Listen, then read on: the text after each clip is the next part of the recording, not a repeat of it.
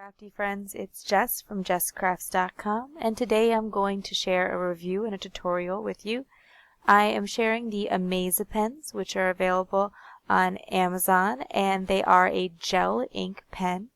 This video was sponsored by Amazapens. They sent me the pens to review and to share with you. And I'm going to be giving you, of course, though, my honest opinion. You'll see me use them right on camera, so you'll know exactly how they work. And the Amazapens come in a 24 pack with 12 glitter, so half glitter, 6 neon, and 6 pastel gel pens. And they send you a digital file with these mandalas in them as well for you to color. These pens are great for a variety of purposes. If you are really into the adult coloring book craze, then these will be perfect for your coloring books, but I can see using them on a lot of crafting products. I'm going to start by just sort of showing you the pens and then move on to the project and particularly highlight what I like about these pens and why I will be using them in my crafting. So here I just pulled out one of the neon pens and I'm writing with it so you can see how it flows. This is at about 2 times speed, and so you do have to write slowly, which is pretty typical for gel pens. And I am finding that they aren't really skipping, but again, I'm writing slowly, as is generally recommended for them, and you want to use a light hand. If you press too hard, you're more likely to get skipping. I do think that for some people that might be a little bit frustrating if they like to sort of jot notes quickly, but I see these more as like a project or coloring pen than a regular note jotting pen, for example. I was pretty curious to see how the white would look on black. As you know, we're always on the search for a great white gel pen. And so here I'm showing the white gel pen right out of the package so that you can tell how well it works immediately and that it's not one of those ones that you have to get started in any way or something like that. I know that a lot of times with gel pens, we feel like over time they sort of decrease in their quality. And it might be because you're storing them in the wrong way. They're supposed to be stored tip down so that the ink stays in the tip, kind of like some people recommend ink pads be stored with the felt pad downward facing so that the ink stays at the top of the surface. I think that's recommended for pigment ink pads most of all. I do think that it would be better to have a brighter white because it doesn't write particularly vibrant on the black paper. But this is not a specialized white gel pen. It's, part of a large pack at a really reasonable price. And to get a really super high quality white gel pen, they usually retail for a couple dollars a piece, where this retails for less than $1 a pen. What I noticed is that the neons do not work at all on black paper. As you see, it fades quite a bit right into the paper and you can't read it. But the pastels do show up on black paper. However, maybe not in their true vibrancy like they'd show up on white paper, but just something so that you can kind of see how they would work. I did find that in order to get a better ink coverage, it was important to hold my pen at less of an angle. So if you're looking for slightly better coverage, that would be my one recommendation.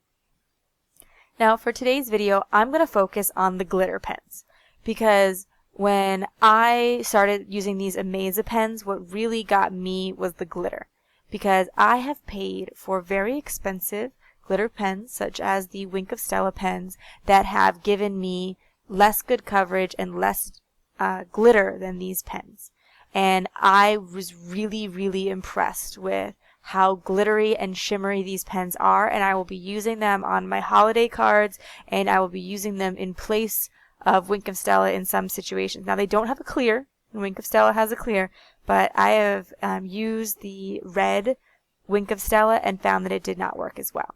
So I have dry embossed with an embossing folder this wood grain background, and in the debossed area, so the areas that are flat, I'm adding some of this gold gel pen to get a lot of shimmer on that wood grain card base, so that way I get the overall shimmer look. And as I continue working with the card, you'll see as it turns in the light how much interest and dimension that added to that embossed background.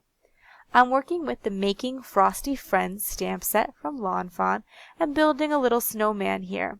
The reason I chose to build a snowman is because I'll be coloring exclusively with the Amazapens today, and so I didn't want to have to color in a large critter, as that might be a little bit more difficult or time consuming with these, as they do have a fine tip, but you certainly can do it and it looks really neat.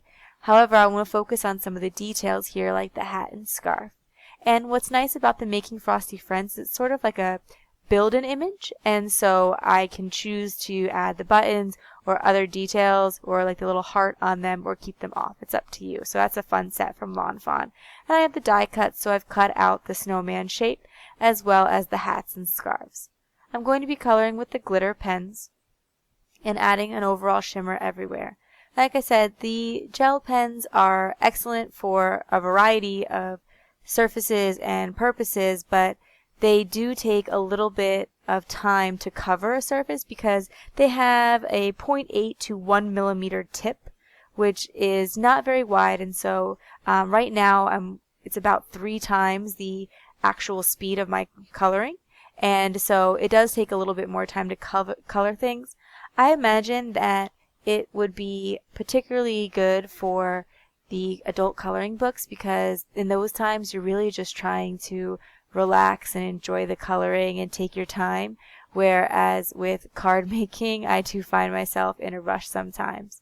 Now when you are coloring with the pens, you do want to be aware of your pen strokes as they are going to show up. So if you are going side to side or straight up and down, you'll be able to notice that.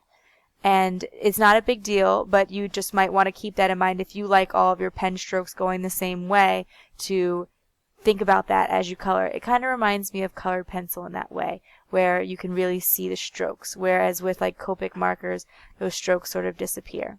I also would recommend being careful that you aren't touching where you just colored with the gel pens, since they do take a little bit of time to dry. I can definitely see myself using these glitter pens on a variety of cards because of that really solid glitter coverage there, and when I start assembling the card I'll be able to hold it in the light and you can really see how it hits off of there. I have found that a lot of products that offer that level of glitter really get glitter all over you, and I did not have nearly as much of a problem with that. Like I can handle these pieces that are glittered and still touch my white snowman without getting a transfer. So once they're dry, they're pretty permanent. And I have assembled my little scene. I'm going to take that sentiment and stretch it across. And I've also just stamped that with my favorite things, Black Licorice Hybrid ink. And I'm trimming off the edges. And since there is so much interest with the glitter, I am going to keep the card relatively simple and really let that fun background stand out. And here you can see how much shine is really caught there. So that is it for my card and project today. If you like this video, please give it a thumbs up. If you're interested in finding out more about these pens, you can check the link in the video description below. Thanks once again to Amazapens for sponsoring this video. Thanks for watching. Bye.